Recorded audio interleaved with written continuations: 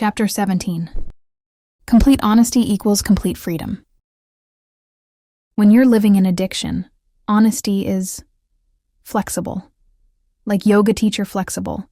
You become part-time novelist, part-time magician, spinning stories, pulling rabbits out of excuses, making entire weekends disappear. And you start thinking, damn, I might actually be good at this. Until one day you realize you've lied so much you need a PowerPoint just to keep your stories straight. You're running a whole underground operation. Aliases, alibis, witness protection level planning. You don't even know if your dog's real name is Buddy or Brenda. Then recovery rolls in like, hey, we're gonna tell the truth now. And your first reaction is, absolutely not. That sounds horrible. But here's the thing. Lying is exhausting. It's like juggling chainsaws blindfolded while pretending you're fine. Recovery flips it. Suddenly telling the truth is easier. You don't have to remember who got which version of my car broke down versus my aunt had surgery for her 6th toe. You just say the thing. And you're done. No rehearsing, no dodging people in the hallway like a secret agent in flip-flops. Just the truth. Clean, simple, kind of terrifying, but weirdly freeing. At first, honesty feels like handing people bullets and turning around like, please don't shoot me. But then you realize when you own your mess, nobody can use it against you. You already aired your dirty laundry. Hell, you hung it out front and used scent beads. And then comes the best part. Telling the truth is lazy person friendly. No fact-checking texts, no mental spreadsheets, no panic attacks when someone says, wait, didn't you say? You can finally just exist. Honesty is freedom. Not the Instagram quote kind, the real, wow, I can actually breathe again kind. When you stop performing, stop curating, stop trying to manage what everyone else thinks, you get to be the same person in every room.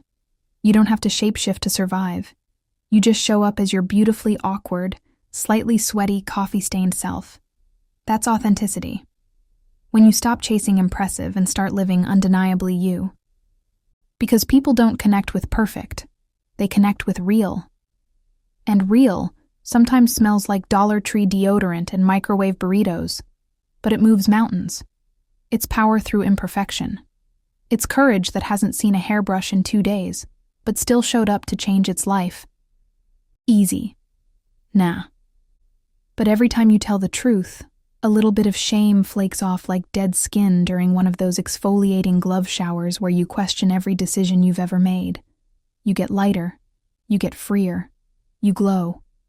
And eventually the truth feels so good, you can't imagine going back. Pretending then feels like pulling Spanx up on your soul. But once you're living in full honesty, you're not keeping anything stuffed in anymore. You're walking, hair wild, heart steady, vibe feral, straight into your freedom. When I got home from rehab, I called my ex-husband to ask if I could see the kids. He said no.